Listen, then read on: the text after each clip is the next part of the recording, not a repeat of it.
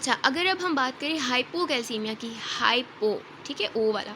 Hypocalcaemia की बात करें तो हाइपोकैल्सीमिया हम कब कहेंगे? तब कहेंगे जब serum calcium levels less than 8.5 mg पर डीएल होंगे, ठीक है। इसके कॉजेज़ क्या हो सकते हैं? इसके कॉजेज़ वही, सबसे पहले कि जब भी कैल्शियम लेवल्स डिसरप्ट होंगे ना, तो हमारा सबसे पहला शक जो है वो पैराथायरॉइड ग्लैंड में जाएगा, ठीक है। क्योंकि parathyroid gland is the most important gland कह लें, ऑर्गन कह लें, फैक्टर कह लें कि जो कैल्शियम लेवल्स को बैलेंस करता है, ठीक है। क्योंकि पैराथायरॉइड ग्लैंड से ही हमारे पास कैल्सिटोनिन भी रिलीज़ होता है और वहीं से हमारे पास पैराथायरॉइड हार्मोन रिलीज़ होता है, और दोनों का मेन काम होता है कैल्शियम लेवल को बैलेंस रखना, ठीक है। अच्छा, सबसे पहले फिर इसका कॉज हमारे पास हो जाएगा कि पैराथायरॉइड ग्लैंड जो है वो ठीक से काम नहीं करी, तो हाइपोपैराथायरॉइडिज्म हो सकता है। हाइपोपैराथायरॉइडिज्म भी एक लंबा टॉपिक है, वो हम डिटेल में पढ़ेंगे। फिर इसके अलावा विटामिन डी की इनसफिशिएंसी हो सकती है कि विटामिन डी ही नहीं है बॉडी में, तो वो एब्जॉर्ब कैसे करेगा कैल्शियम को, ठीक है। फिर एक बहुत इंपॉर्टेंट चीज़ है, बहुत ज़्यादा इंपॉर्टेंट, कि मैग्नीशियम कम होता है। ये इंपॉर्टेंट है, ये आपने याद रखना है कि बॉडी में जब मैग्नीशियम कम होगा तब भी हाइपोकैल्सीमिया होगा। क्यों?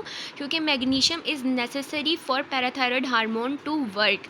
Okay, so magnesium is necessary for parathyroid hormone to work, तो इसलिए मैग्नीशियम बहुत ज़रूरी है। और जब भी हम हाइपोकैल्सीमिया की मैनेजमेंट करते हैं, हम साथ में मैग्नीशियम भी ज़रूर देते हैं, क्योंकि मैग्नीशियम लेवल्स चेक तो कर लें लेकिन उसमें टाइम लगेगा, तो उससे पहले ही हम मैग्नीशियम दे देते हैं एहतियातन।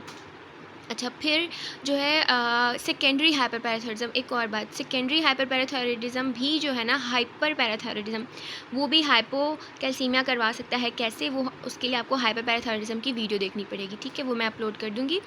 तो secondary hyperparathyroidism is also a main cause for hypocalcemia.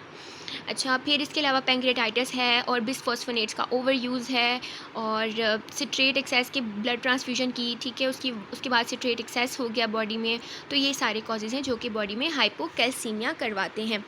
अच्छा, इसके अब क्लिनिकल फीचर्स की बात करें तो उसमें अगर हम बात करते हैं न्यूरो की, कि हमारे पास न्यूरल सिम्टम्स उसमें क्या थे, हमारे पास कन्फ्यूजन थी, हमारे पास ऑल्टर्ड मेंटल स्टेटस था, लेथार्जी थी। इसमें अब क्या होगा, इसके क्लिनिकल फीचर्स की अगर हम बात करें तो इसमें हमारे पास नंबनेस होगी, नंबनेस, ठीक है। और मेनली पेरी ओरल नंबनेस होती है। जब हाइपोकैल्सीमिया होता है ना, तो इसमें mainly peri oral numbness patient आपको बताता है कि मुझे यहाँ पे नंबनेस हो रहा है, सुनपन हो रहा है पेरी ओरल रीजन में, ठीक है। इसके अलावा अगर ज़्यादा हाइपोकैल्सीमिया सीवियर हो जाए तो कन्वर्जन्स हो सकते हैं, ठीक है। टेटनी डेवलप हो सकती है। टेटनी में क्या है कि इनवॉल्यूंट्री मसल कंट्रैक्शन होती है आपकी बॉडी की, ठीक है, और बॉडी की एक ख़ास पोजीशन होती है, उसमें जो है वो चलिए मैं टेटनी पे एक अलग वीडियो बना दूँगी, शॉर्ट सी वीडियो बनाऊँगी, बहुत आसान होगी, ठीक है। अच्छा, फिर अगर हम बात करते हैं इसके अलावा, इसमें जो है ना टेटनी होगी, इसमें ना आप अगर हाइपोकैल्सीमिया होगा तो एक श्वास्टिक साइन होती है। उसमें क्या होता है कि जब आप फेशियल मसल्स को टैप करते हो ना, तो आपका आपका जो फेस है वो ट्विच होता है, ठीक है। उसमें जो है ना हल्की सी जो है ना मूवमेंट आती है, तो श्वास्टिक साइन हो गया। अच्छा, फिर उसमें हमारे पास क्या था कि जब हाइपरकैल्सीमिया होगा तो क्यूटी इंटरवल शॉर्ट होगा। इसमें क्या होगा कि प्रोलॉन्ग्ड क्यूटी इंटरवल होगा, प्रोलॉन्ग्ड क्यूटी इंटरवल, ठीक है। उसके हाइपरकैल्सीमिया के ट्रीटमेंट में क्या था, हाइड्रेट कर रहे थे और डायूरेटिक्स दे रहे थे, और जो है ना ऐसे हम उनको कैल्सिटोनिन दे रहे थे जो कि कैल्शियम को सीरम से एक बाहर निकाले। यहाँ पे अगर हम ट्रीटमेंट की बात करते हैं तो यहाँ पे हम क्या करेंगे कि अगर तो अक्यूट हाइपोकैल्सीमिया, एक तो क्रॉनिक हाइपोकैल्सीमिया चलता है कि पेशेंट बता रहा है कि मुझे जो है ना, मैं ऑलरेडी मेडिसिन ले रहा हूँ और ना वो इतनी वो भी नहीं है ना, कोई अपरेंट इतने साइंस हैं, बस बॉडी में थोड़ा बहुत कैल्शियम कम है, तो उसमें आप ओरल सप्लीमेंट्स दे देते हो, oral vitamin D, oral calcium level, calcium supplements, ठीक है, ये 2 सप्लीमेंट्स दे देते हो। लेकिन अगर जो है वो सिम्टम्स के साथ है पेशेंट, ठीक है, तो आपने क्या करना है, आपने सबसे पहले तो उसकी कार्डियक मॉनिटरिंग करते रहना है, ठीक है, जब तक उसके कैल्शियम लेवल जो है वो नॉर्मल ना हो जाए।